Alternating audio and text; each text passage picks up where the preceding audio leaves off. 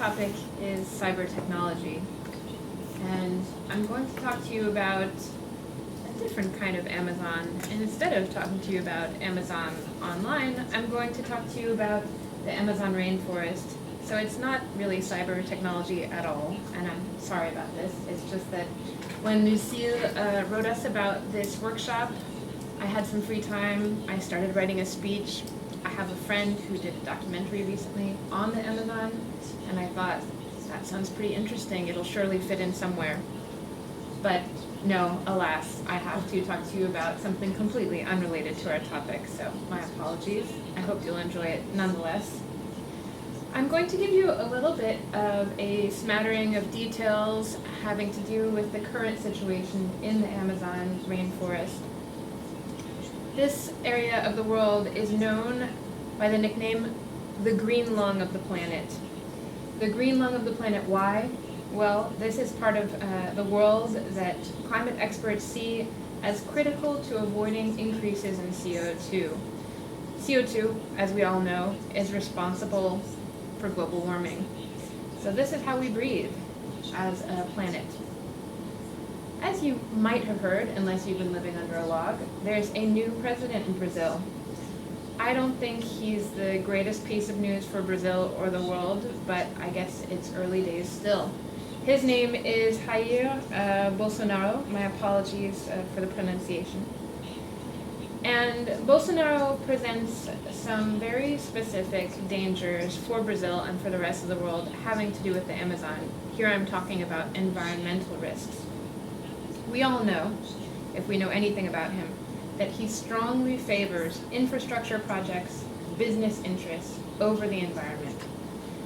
And he's already withdrawn, in fact, Brazil's candidacy to host the 2019 World Climate Conference.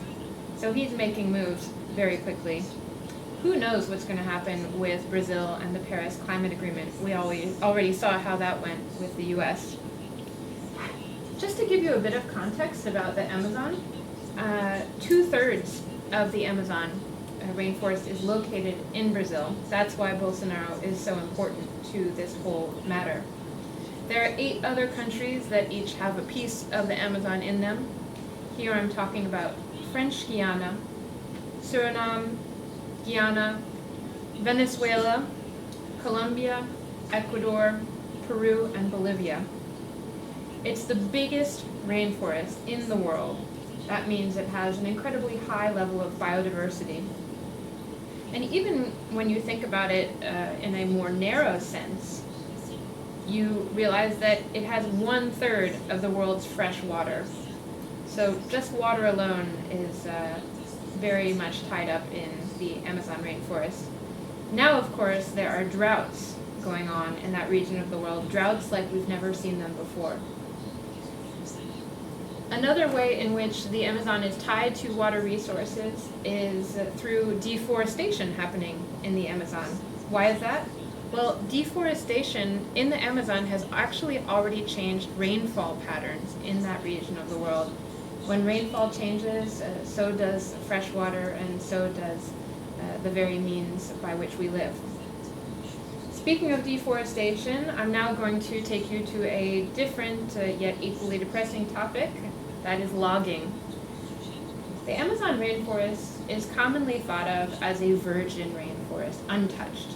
But that's not actually true. It's been cultivated for thousands and thousands of years, just maybe not with our modern means. The major deforestation, and by deforestation I mean the modern sense of the word with the technology that we have today, started in the 1950s. It sped up quite a bit in the 1970s when Brazil passed a new development plan. And the reason that it's still going on today is that if you raise the forest in order to create pasture land for your cattle, you can earn 50 times more than you can by just keeping the rainforest as it is. That's depressing. The irony of transforming the rainforest into grazing land for cattle is that if you're doing that in order to produce meat, beef, right, you are actually putting in all this work to get meat whereas if you just fished in the pre-existing rainforest, you would still produce meat, but without expending quite so much money and energy. I'm vegetarian, so neither of those really applies to me, but the equation is still a little bit of frustrating truth. There's a Brazilian institute that has been documenting deforestation and other problems in the Amazon for 30 years now. They're called the National Brazilian Institute for Spatial Research, but since that's quite a mouthful, you can just call them the INPE. They started their survey in 1988. Back then, the Amazon measured a whopping 783,000 square kilometers. Since then, over half of the rainforest gone. It's interesting to note that originally, the goal of the INPE was not, in fact, to protect the rainforest. No, the goal was to ensure that the development plan that was in place was actually being carried out, that forest was being replaced by farms to spur on economic growth. I'm sure there were all sorts of other good reasons for it as well. But later on, the goal, the very mission of the INPE was changed, and that mainly happened because of pressure from abroad. Everybody in the world today has heard of the Amazon rainforest, and everybody is very attached to the idea of saving it. So I'm sure that the INPE quickly heard about other people's concerns. An interesting side note is that when the INPE was first founded, there wasn't any digital technology. That's what my last speech was about. And I'm not all against digital technology, by the way. But there wasn't any of that kind of technology, so researchers printed out these enormous maps, and they had to scan the maps just using their naked eye in order to find where the forest had changed, then circle those areas and manually calculate the size of the changed areas. In 2003, of course, they went digital. Thanks to the INPE, Amazon deforestation has been reduced by 72%. So that is heartening. And now there are actually fewer consumer goods that are coming out of the Amazon, fewer goods on the market that are produced from resources in the Amazon. The long-term plan for the INPE is to monitor the entire country of Brazil by 2020. And they've already extended their efforts to an area that is known as the water tower of Brazil. So also very much a crucial area for Brazil's water resources. This is the Brazilian savanna, otherwise known as the Cerrado. While technology has evolved and improvements have been made and the INPE has done a great deal to help the Amazon, lumberjacks and the logging industry in general have also evolved. Yes, they have learned how to use technology and adapt their methods as well. Now, what they do in order to avoid detection is that they clear smaller areas that are harder for satellites to detect. And the big question with regards to the INPE is WWBD, what will Bolsonaro do? Because we know he means trouble for so many things that we hold dear. At this point, I'm going to take a break and let the listener switch.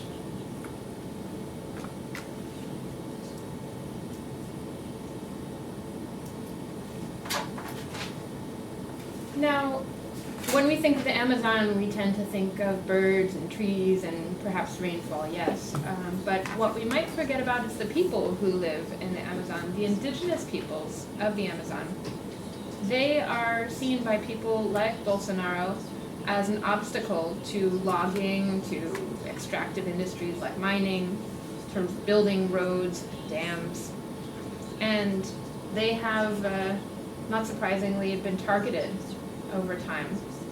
In 2005, Brazil launched its first investigation into the genocide of an uncontacted tribe. This tribe is called the Kawahiva. You have it here on the board. Now, genocide is not a term to be taken lightly. The UN defines a genocide as, and I quote, the intent to destroy, in whole or in part, a national, ethnic, racial, or religious group. The Kawahiva, they live in one of the areas that has the most violence in all of Brazil. And in fact, 90% of the income in the area where they live comes from illegal logging. So this leads to quite a bit of the violence because those people aren't supposed to be there in the first place, and I'm sure that they do a lot of their logging under the cloak of darkness, so to speak. There were 29 suspects that were rounded up when this investigation into the genocide took place, but guess what? All of them were released. And Bolsonaro himself, I don't think he's going to be the one to champion Investigation 2.0 because he has said, and I quote, "I'm not getting into this nonsense of defending land for Indians." Not exactly a friend to the natives. What is sad, furthermore, about the targeting of these indigenous peoples is that they are some of the people with the most extensive botanical and zoological knowledge of the area. This is because they are largely hunter-gatherers, and that means they're able to protect the biodiversity and appreciate the biodiversity in that region almost better than anyone else. Now let's talk about another industry that is threatening the Amazon. Here I'm talking about gold mining. In the decade leading up to 2010, so 2000 to 2010, the price of gold started really taking off, going through the roof, and this sparked a gold rush. Now, in the Amazon, there are 2,312 illegal mining sites, and they're spread across 6 different countries. Brazil, of course, Bolivia, Colombia, Peru, Ecuador, and Venezuela. There's an environmental impact from this illegal gold mining, and there's a health impact as well. When you mine, basically what you do is you dig up the earth, right? And then that allows, that involves a certain amount of water coming up from the groundwater. There are wells that are created. And where there is a well, which is to say stagnant water, still water, there are mosquitoes, everybody's favorite. And where there are mosquitoes, there's often malaria and other diseases like that, which are quite a serious problem. Another issue having to do with mining is the use of mercury. Miners use mercury in order to separate the gold from the soil itself, from what they call the grit. That mercury, once they've used it for their mining purposes, it seeps into the soil, it seeps into the rivers, the entire food chain gets poisoned, and nobody wants that in their lunch. There are, however, some positive initiatives that I could mention to you. For one, there are scientists who are working on an interesting experiment using the shells from Brazil nuts. They're making this sort of compost that is able to block the absorption of mercury in the ground and to regenerate the soil to some degree as well. There are other scientists working on a very interesting initiative there as well, having to do with mining, which is a reforestation initiative. They're looking at tree species which are able to grow and even thrive in the sand that mining leaves behind. Now I'm going to talk to you a little bit about another industry that we all depend on and which is big business in the Amazon. This is the oil industry. In Ecuador, to change countries for a moment, there is a new round of oil drilling that has opened up. This is known as the Southeast Oil Round. And this initiative, or this oil round, if you will, was launched in order to boost the Ecuadorian economy, which has been suffering really since 2014, when the international price of oil plummeted. The World Bank, in fact, said that oil was responsible for most of Ecuador's growth between 2006 and 2014. And in fact, that oil income in that period, combined with the socialist policies of then Ecuadorian President Rafael Correa, helped to lower the poverty rate in Ecuador by 15%. A lot of people were obviously quite pleased about this, but the indigenous peoples were often displaced as a result. So they weren't necessarily all for it. Now there's an international petition that's going around in order to save an area that is occupied mostly, almost 100% by an indigenous tribe called the Waroni, or Warani, Warani. And this petition is a very modern petition. They're using GPS, they're using wildlife cameras, and they're using drones in order to capture what's going on in this territory that's going to be opened up for oil drilling. A representative from this tribe said, "The only maps that exist of our territory show communities, rivers, maybe a school, nothing else. So from the outside, it looks empty. But with this petition, what they're doing is they're documenting sacred sites, they're documenting medicinal plants, rare animal habitats, and areas that are important to them because of their own tribe's heritage." There's another Waroni area that was under attack in recent years. This is a national park called the Yasuni. And when the park was first being discussed in the news, it was around 2007, and that was when Rafael Correa, who I mentioned before, was president. He pleaded with the international community to donate money so that they could avoid oil drilling in the park. And the park, I think this almost goes without saying, was famous for its biodiversity. That's why they were so attached to protecting the park. But by 2013, they hadn't gathered nearly enough donations. The plan had failed, and the drilling began. Nowadays, a lot of the Waroni live near open pools of oil. They suffer from particularly high rates of cancer, and this has led many to question whether or not Ecuador's continued dependence on oil is such a good idea. Yes, it helped to lower the poverty rate, but at what cost? And where will the environment be if we continue on this track? I'm going to head now to my conclusion. I know I'm speaking for quite a bit of time now, but I did want to ask a few questions so that you'll be left with something to think about. If we prevent the development of the Amazon rainforest, who is it that's going to foot the bill for the lost earnings, for all that oil income, that mining income, that logging income that's not going to be produced? And how do we even measure that cost of what's been lost economically? There are a whole lot of countries out there who want to save the Amazon, but not many who are raising their hand when it comes time to footing that bill. And one idea is the New Zealanders have actually apparently given nature a legal status, just the way that humans have a legal status. So perhaps that would allow for significant progress.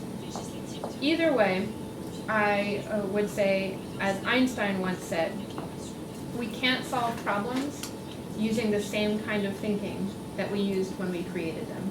Thank you.